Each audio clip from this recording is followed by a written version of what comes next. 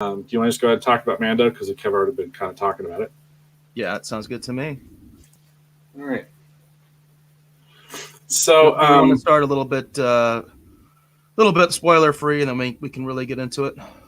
yes. So, So like general impressions. so, well, as we've been doing the show, I think on the last episode I talked about my impressions of the first episode, and then we also talked about the second episode. The first episode was good. I felt like it was a live action Clone Wars or a live action Star Wars animated series, and I liked it for that, but I wasn't expecting too much more from it. I thoroughly loved the second episode, and I thoroughly loved the third episode too. So, um, and to kind of give you my wife's read on it, which I've been shocked at, it is my wife's favorite Star Wars thing she has ever seen. We actually a couple nights ago, actually after we finished, because we finished the Orville, and we're kind of still in a sci-fi mood, and she's like, well, let's just watch Mandalorian. I want to rewatch it again. So we watched every episode of The Mandalorian back to back all over again just because she wanted to watch them again. So Disney Plus, that is a huge win, because she really likes the show. I really like the show. She's a Star Wars fan, but she's not like a diehard, you know. So I was, and I have yet, because when we get into spoiler talk, I'll go further into it. But I thoroughly love the third episode. I'm a huge Mandalorian fan. I feel like, as I mentioned earlier, I think on Disney Plus, judging by the quality of what they're doing with Mandalorian, I'm almost thinking like Disney Plus is where the future of Star Wars lives. That's what I'm thinking in my mind right now. So, Eric, what were your impressions of this latest episode of The Mandalorian? Well, as I discussed previously, the first episode was very uneven to me. There were times when I kind of felt like, where's this show going? What does it want to do? That kind of thing. And I ended up being very much in the middle, where I didn't love it, I didn't hate it. I was just kind of like, yeah, I'm not really understanding this. The second episode, to me, I said it before, it's all about Baby Yoda. That's what I have up on the screen. This is the new dynamic duo, as far as I'm concerned. I love the Mandalorian running around with the Baby Yoda, who I guess officially is referred to as the title of this episode, the child. I guess that's the official designation for Baby Yoda, is the child. That's all, because that's all we know right now. We don't know its name. We don't know its relationship to Yoda, if it's simply a member of the race, or there's some family relationship, or it's a clone. We still don't know that. So I guess officially it is the child, which is the name of the episode that we're going to be talking about. The child, I thought, was a very interesting episode. There was a lot of stuff that I liked, but there was one big thing that I think you'll know I didn't like. When we start going into the deep dive, there's one thing that really irked me, because I felt like they gave me a false red herring. And anybody who knows what a red herring is, it's like, yeah, it's false information that you're given that basically leads to a dead end. But it's not supposed to just be an outright lie. And I felt like they lied to me. This episode, the previous episode, that I lied to, looking forward to, that didn't happen, and the way they did it, I thought was kind of cheesy. But overall, I did still like the episode. I do like the way that this show is filmed. There are people that don't like the score, and the score is really growing on me.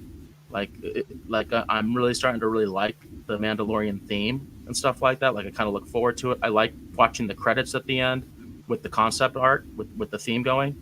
I really enjoyed it. I'd have to say I'm going to chime in and say that concept art at the end of the episodes with the theme music is a brilliant touch. I mean, it's amazing. Yeah, for people that like to skip over credits, don't do that with the Mandalorian. You should watch them. So no, yeah, and it's cool. It reminds me of like being a kid and seeing that Ralph McQuarrie concept art, in a magazine or something. It's just amazing to see, and that concept art for the Mandalorian is beautiful. I mean, it is just like, I just sit there with my jaw on the floor. The quality of that concept art is mind blowing. And I like the score a lot. I really like the score for the Mandalorian. So I didn't shocked to hear that people have issues with it. So Well, I'll name names because he's not going to care. But Nerdrotic has been really down on the score, and he's been giving the show positive reviews, but he hates the score because he's a big John Williams fan, and I can't fault him for that. You know what I mean? That he likes that orchestral John Williams sound. I remember when Rogue One came out, there were a lot of people that panned the Rogue One soundtrack as well, and I thought it was fine.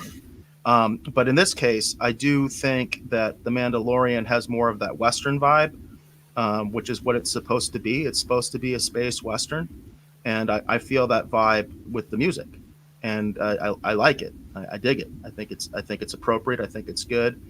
There is only one John Williams, and if you try to copy him all the time, I think you're going to wind up with a much inferior product. So I think it was good on them to do something different.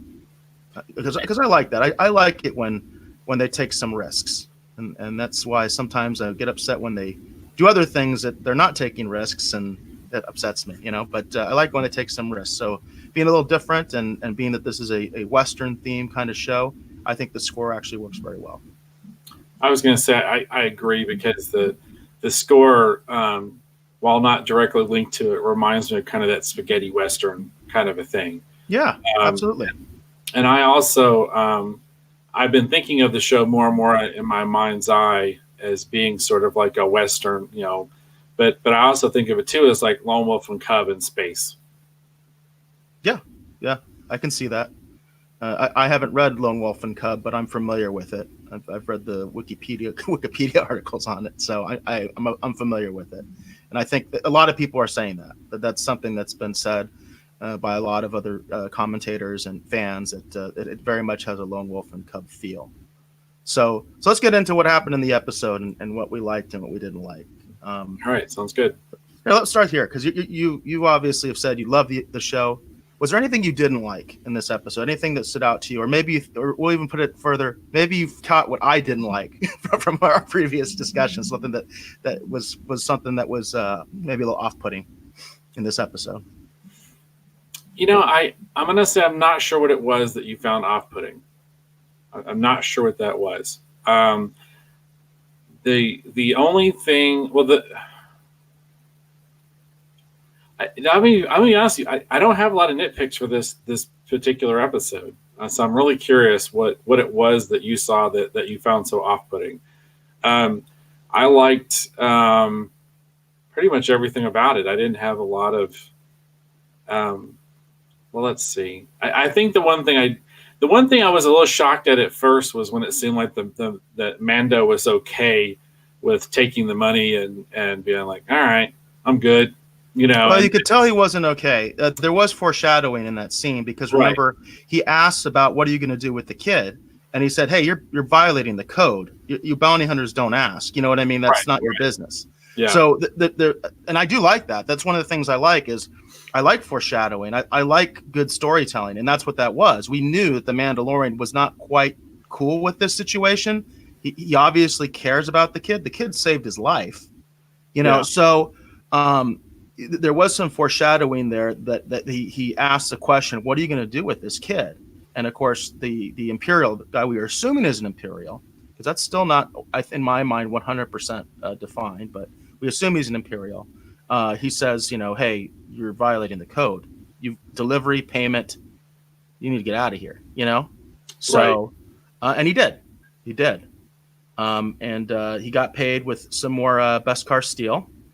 And what I thought was really cool is what he used that Beskar steel for, which is a brand new suit of armor, which is pretty cool. Right. Yeah. Because that's the thing. It's like I'm going to tell you right now, I'm dying. I want to know what it was that you did not like in the episode, because I just like the whole thing. I don't have a lot of nitpicks for it. Well, one of the things we've talked about that I was really looking forward to, and I thought you were kind of into this idea too, was that the idea that they were presenting a scenario that it looked like there were two different factions that were looking for the baby Yoda, and one faction wanted him dead, and the other one preferred to have him alive. That was clearly defined by the actions of the IG unit, and also of the Bosk aliens. Both of them tried to kill Yoda. Okay, and the Mandalorian was told specifically that he would, if he killed the Baby Yoda, his fee would be lowered, and he would need proof that he killed it. They preferred to have the child alive. So it seemed very clear that there were two different factions with different agendas going after the child. Well, we find out in this episode, apparently they hired every single bounty hunter in the guild and apparently told everyone else to kill the Baby Yoda and told the Mandalorian not to. That doesn't make any sense. That is a massive plot hole. And I feel like I said, it's like a false red herring. They were trying to lead us to believe something that wasn't true. Well, the way that works is supposed to lead to a dead end.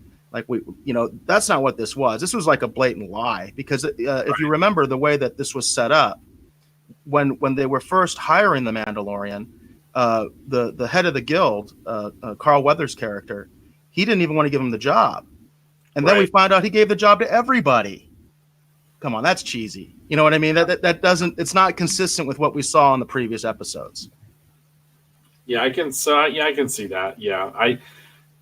I do remember having a bit of a tinge of something. I was like, wow, I'm surprised they hired everybody. But I honestly didn't give it a lot of thought. I was looking forward to, because I thought they were building up, which, by the way, I did get the payoff of what of my prediction. I said there was going to be a conflict of loyalties, and that did happen. Right. But I also thought there was going to be another faction that wanted the child dead. And what we found out was, for reasons never explained, and they're never going to explain this, for reasons never explained, the Imperial, I'm just going to call him the Imperial because we don't know who he is, the Imperial hired the Mandalorian to get the child alive and then hired everyone else to kill him. That doesn't make any sense, It just doesn't make any sense. Well, we'll see. I mean, this might be something that they backtrack to, and we learn something additional about it down the road. Yeah, I don't think so. I think they were deliberately trying to lead us in a false direction, but they did it in a way that I think is inappropriate in storytelling. Right. Yeah. Well. So the only other thing that and other people have talked about this, but I did want to mention that it did irk me a little bit. The fact that they made the stormtroopers kind of inept, it becomes like the oldest joke. First of all, I don't buy stormtroopers being inept, because the reason stormtroopers are quote unquote inept and can't hit anything is because they can't kill the heroes. But if you've watched Star Wars and you're a fan of Star Wars, the stormtroopers kill rebels in droves all the time. Okay, right. The rebels get their asses kicked by the Imperials all the time. Watch any of the movies. There's even a joke from How It Should Have Ended. They do. I don't know if you're familiar with that series. They do their takes on different movies and things. And on Return of the Jedi, they have that scene where Mon Mothma says, many Bothans died for this information. And one of the rebels in the briefing room says, "Hey, lady, I'm not sure if you noticed, but all we pretty much do is die, except for the A-team over there." And then they show like Princess Leia and Chewbacca and Han just kind of sitting there all awkward, Yeah. So I personally don't like the fact that, because I think that's kind of a false narrative that fans put out, that stormtroopers are inept idiots. They're not. It's that you can't kill the heroes, and we focus on the heroes. We don't focus on all the minor characters that are getting blown up and killed in every single episode, And these stormtroopers survived the Galactic Civil War. And I saw one person, because one person was going my route and saying, I don't like the way the stormtroopers were depicted in this, because they should be badasses. These guys survived the Galactic Civil War. And one guy said, well, maybe they survived because they're cowards. I said, that doesn't make any sense. Look at their armor. They're all banged up. They've been fighting. They've been through hell. They look like they've been through hell, So that's just one other minor gripe that I had, was I thought the stormtroopers should have been tougher, because they did survive the Galactic Civil War, and they're still around. So I felt like the Mandalorian kind of just, wiped them out with hardly breaking a sweat, Well, and I didn't take a lot of issue with that, because I've always heard the Mandalorians as being described as sort of like the special forces of the Star Wars universe.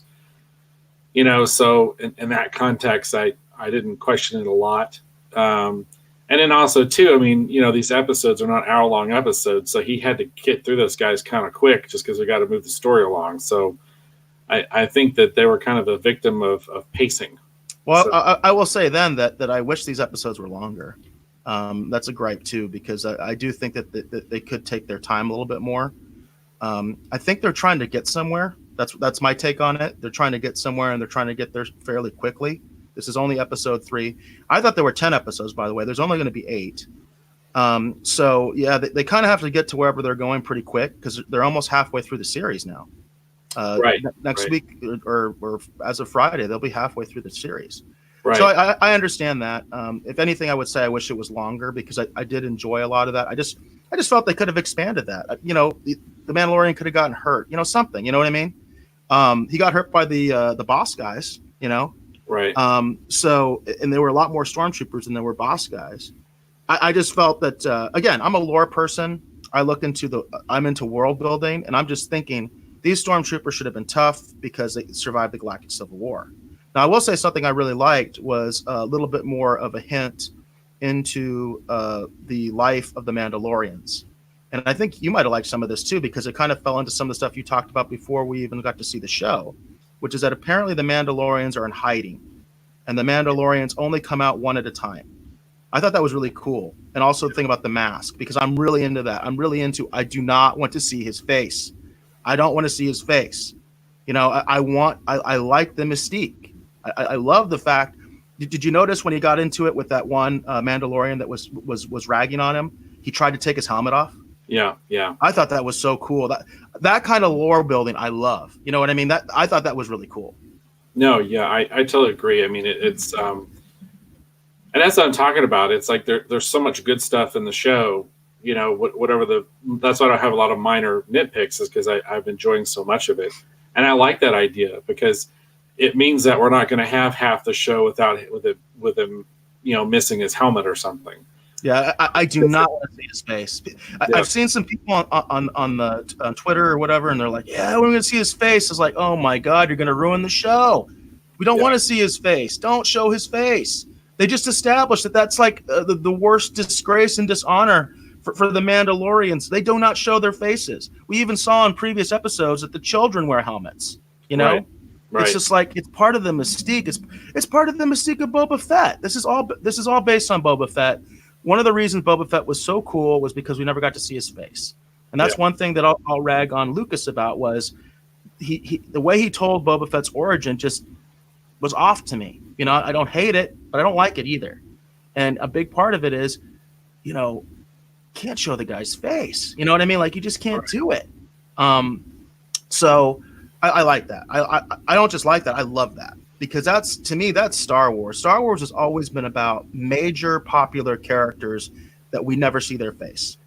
Right. The biggest, baddest of them all is Darth Vader. The only time we see Darth Vader's face is when he's dying. He's about to die. And then we see his face. That's the way it's supposed to be. Because I love that kind of stuff. I love that about Star Wars, that you can have actors that become iconic and beloved by the fans, and we never saw their face. I mean, think of Jeremy Bulloch, right? The original Boba Fett. Oh yeah, yeah. Fans love him. They love him. You know what I mean? He's adored by the fandom. Never saw his face. Never. You know. I have an autographed photo from Jeremy Bulloch on my wall. So he's a good guy. I met him at at Phoenix Comic-Con, and I got to actually we were showing a fan film that he was in, and so he actually because I did the film festival portion, and he was in it. He actually came and introduced it. He was lovely, man. But I'm just saying that's the kind of stuff I'm into. That's Star Wars to me. It's like I just love the fact that their culture says don't take the helmet off. You're going to ruin it. You're going to ruin it. Like it's part of their culture. It's part of their mystique. So what did you think about the whole thing with with him basically deciding to kind of turn on the Bounty Hunters Guild and the conflict with the Bounty Hunters Guild? I didn't. I guess that's the thing. I'm curious to see where we're going with the next episode because he's clearly leaving the planet. So I'm not exactly sure where he's taking the child or where he thinks he's taking the child. Or I don't know if he's going to like another Mandalorian settlement and he thinks the child will be safe there. Like as far as him turning on that bounty hunter guild, I mean, he was just using them for money. So I didn't take a lot of issue with it. Well, clearly he has a relationship with Carl Weathers' character. Right. And there's a lot of speculation about whether, which I think it's a little much, but I could see it. Some people think he deliberately spared Carl Weathers' character because he knew that he had the Beskar steel. Remember, because Carl Weathers showed it that he was paid in Beskar steel, Right. and he pulled it out and then he put it back in. And some people think the Mandalorian actually took a deliberate shot to spare him, but at the same time, you have to think that Carl Weathers is coming after him, that he's an enemy now. So. Well, and that's the thing. I've been surprised by the show so much. I'm just going to trust where we're going. That's what I'm saying. It's like I'm not even sure if we are not going to revisit who these stormtroopers really were. I'm still not 100% convinced that they were actual real stormtroopers. And I'm not. Well, I think they were real stormtroopers. I just think that I can still see the mercenary theory because I even said that. Because the Mandalorian has a line with Carl Weathers' character where he talks about this is the Empire, and Carl Weathers is like, the Empire is gone. All that's left are mercenaries and warlords. That's exactly what he says. And then he also says, if you're really concerned about it, you could always go to the core systems and report them to the New Republic. And of course, he says, which I think was kind of like an in joke also, he says, oh, the New Republic is a joke. And I kind of feel like that's a little backhanded thing to The Force Awakens because of the way that the New Republic was just a non-issue. So I think that's kind of what they were. I think that was a little bit of an inside joke personally. Because that was the first reference we had to the New Republic, and also the Mandalorian just coming out and saying, these are Imperials, and Carl Weathers saying, well, there really aren't any Imperials, from his perspective. They're just warlords and mercenaries. So that was something that I heard when the trailer came out. There was some people saying, well, maybe these are stormtroopers, but they are hired guns for like a crime syndicate or something like that. They're not quote unquote the Imperial remnant, if you will. Right. Well, we'll see. I'm still not 100% convinced. So I do think that we'll backtrack and we'll revisit some of this, and we'll learn that there's more going on than maybe we're initially aware of. But yeah, I mean, that's my big thing. I wasn't. To be honest, with it being kind of a Western, I honestly took it just as Carl Weathers just kind of got lucky. That's what I took. That's how I took it. I'm just saying there's other people saying otherwise. That's why I brought it up, because I think I'm like, how could he possibly make that shot like that with the steam and the fact that he was getting shot at? That's a little too much for me, Right. I did like the reference at the end when the other Mandalorian does the flyby, which I thought was very much an Iron Man moment. I mean, this is Favre. I thought that was an Iron Man moment. And he salutes him and stuff. And I did like the Mandalorian saying, God, I got to get one of those. Because I thought that myself. I was like, where's his jetpack? Yeah. Well, it seems like when the first episode, and it's interesting too, because the leader of the Mandalorians was a woman. The blacksmith. Yes. We don't know exactly how that whole thing works, I don't think. But yeah, she's obviously like the matriarch. She's also in charge of the foundlings, it sounds like. She's in charge of raising kids. And and it seems like as he's like coming back and bringing more stuff kind of for the tribe or whatever, he's kind of earning like these different pieces and things as she forges them for him. It's like, well, she was going to give him a sigil. We'll do this. Get a sigil, and he said no because he got it in a dirty way. Yeah, so I could see eventually he's going to wind up hopefully with a jetpack, or a rocket pack or whatever it is. I love that ending because I was like going, how in the hell is he going to get out of this one? And then all the Mandos showed up, and you realize it's like, oh, his tribe is strong. He is one of them. They're not going to leave him just hanging out there by himself. They came to his rescue, and I was like going, that is badass. That is cool. Yeah, that's probably one of the coolest things I've ever seen in Star Wars is the Mandalorians flying and fighting while they're flying and all that kind of stuff. I mean, I think Star Wars fans have been wanting that for a long time, to see something like that. And I think honestly, it's what makes that Rise of Skywalker clip even more ridiculous. Is like after having just seen that, and then we've got these weird catapulting motorcycles. Everyone's like, they can fly now. It's like, dude, and that's the thing that killed me. It's like, Finn, you're a stormtrooper. You should know that stormtroopers have had jetpacks going back to the Clone Wars. How do you not know? It's like, are you kidding? Because he's a janitor. He's the Uh, black janitor. Don't forget that. I mean, I can't let people forget that because the other side sometimes is just crazy. I'm like, look what they did. yeah, Look what's actually in the movie. yeah, So, yeah, yeah. The Mandalorian totally beats the Rise of Skywalker. I mean, totally beat him on this point. The way that the Mandalorians fight was just cool. It made sense. Like it looked right. yeah, The thing that they're doing with the stormtroopers just looks like a cash grab for a new toy. You yeah, know, it's I could see a little catapulting motorcycle thing, which would be a cool toy. You know what I mean? Shoot the stormtrooper off. And if they don't do that, then they're really idiots. You know what I mean? But the Mandalorian, I think, did it so much better. I loved seeing the way they did the combat, how they integrated the flight capabilities. I loved seeing that Mandalorian that apparently is a rival of the main man of the star. You know, right, because we don't know right, his name. yeah, And coming in with that big like machine gun type thing. You know, yeah, yeah, it's cool. It was very cool, and I like the fact that they're kind of developing the Mandalorian culture a little bit more. So now we have more characters. We have the female character. We have this sort of frenemy. You know what I mean? We're getting more about the Mandalorians, and that's what I want. yeah. Yeah, well, I like I said, I thoroughly enjoyed it, and the the different people I've been talking to, if they haven't seen The Mandalorian, I'm like, why aren't you watching The Mandalorian? It's really good. So And the reason might be because it has a paywall. might be, yeah, that's true. That's true. You can't forget that. But it's definitely worth if you haven't done your free trial yet. Definitely yeah, think yeah, about for sure. Yeah, checking out the Mandalorian because I'm digging it. I have my issues with it. My issues usually come down to lore issues, story issues, but overall, I do think it's an entertaining show, and I love Baby Yoda. I love yeah, Baby it Yoda. was really cool. So,